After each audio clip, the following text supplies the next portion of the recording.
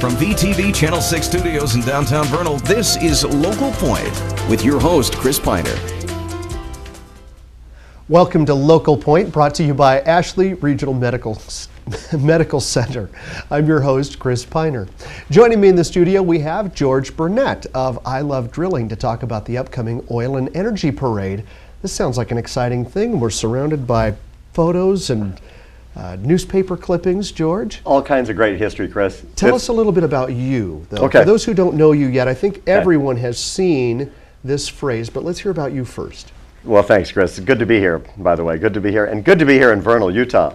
I came here to Vernal almost 4 years ago, July, and with a company that I had, a seat cover company. And I wanted to let everybody in town know that I was in town ready to work hard for them. And I walked out to the street corner and started smiling and waving.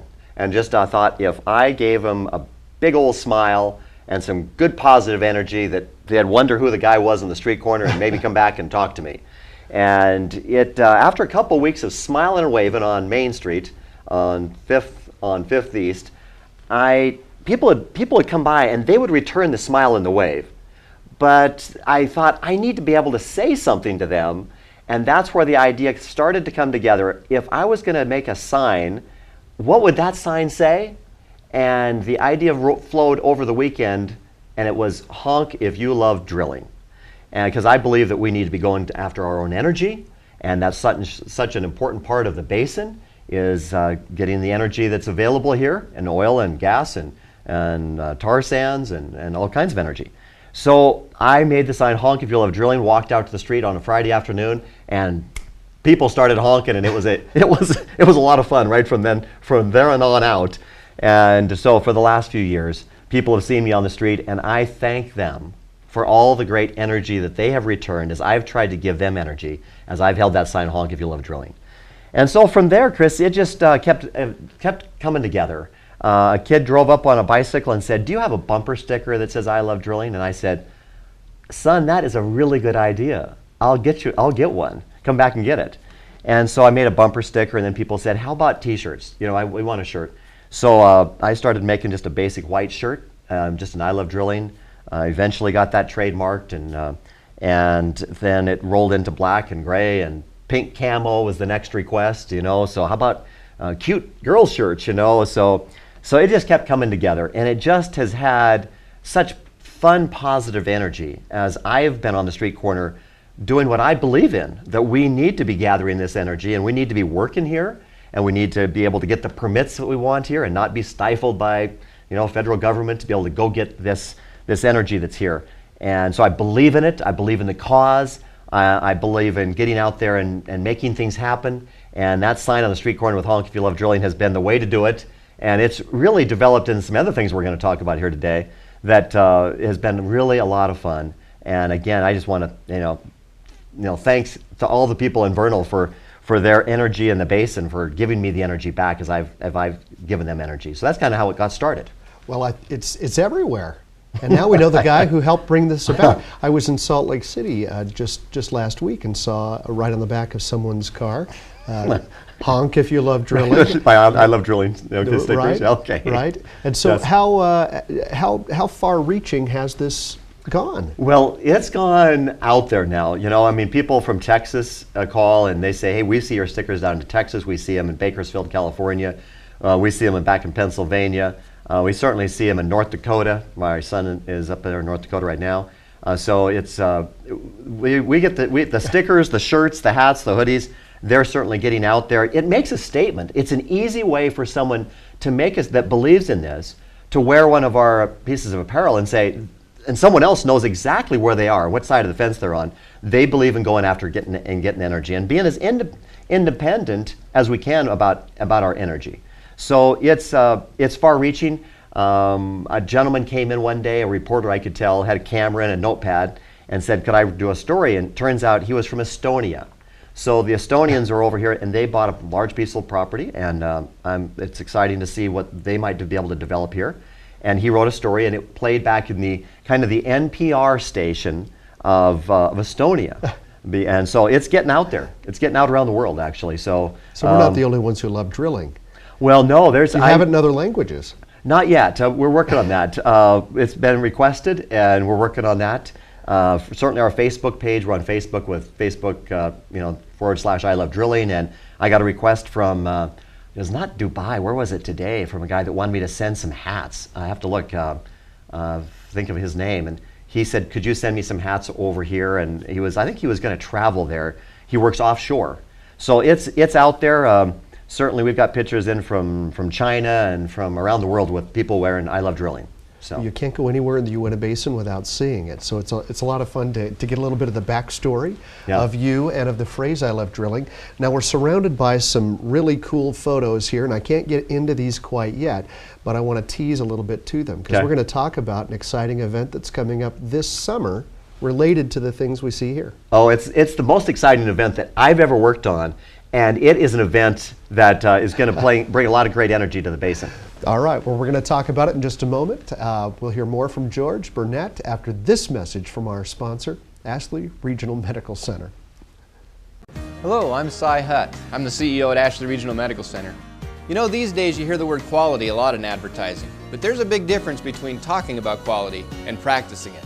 At Ashley Regional Medical Center, quality means two things. First, customer service. We hold ourselves accountable for giving each individual patient a positive healthcare experience. The results? In an inpatient satisfaction survey from the end of 2011, Ashley Regional scored better than 70% of U.S. hospitals. Second, quality is following nationally recognized clinical standards. The leading organization in America for setting and monitoring quality standards is the Joint Commission. In fact, Medicare uses a Joint Commission to ensure that its policies and rules are in effect, to protect patient safety as well as improve treatment results. Ashley Regional Medical Center has been Joint Commission accredited since 1996 and is the only hospital in Northeast Utah accredited by the Joint Commission. So what does this mean to you? When you need hospital care, you can be confident that Ashley Regional is committed to and delivers quality care to you and your loved one.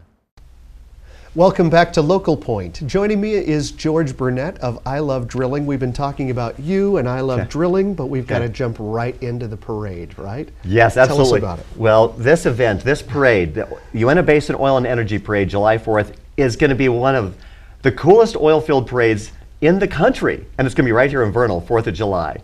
So let's jump in and I'll tell you how it came together. And here's how it started. I was working on a calendar for 2011.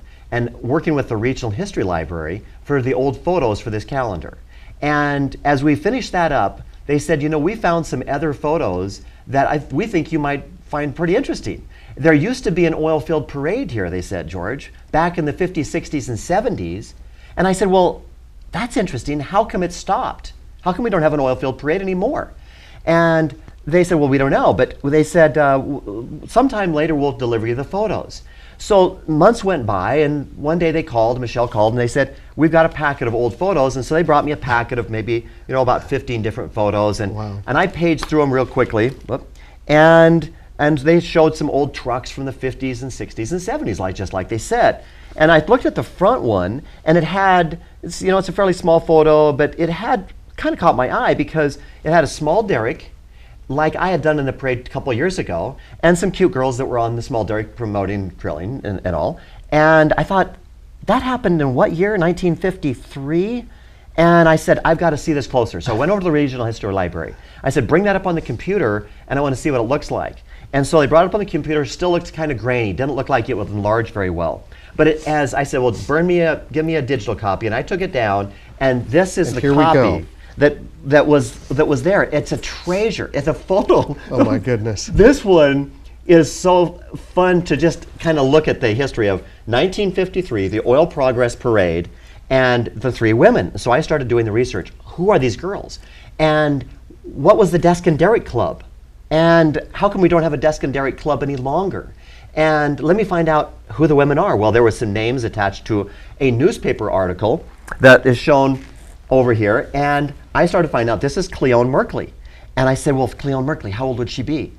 And I said, well, let's see, she'd be 83 years old. She's probably still around. And then they said this was Lorraine Hampton. And I thought, well, let's find out where she is, what's happened to her.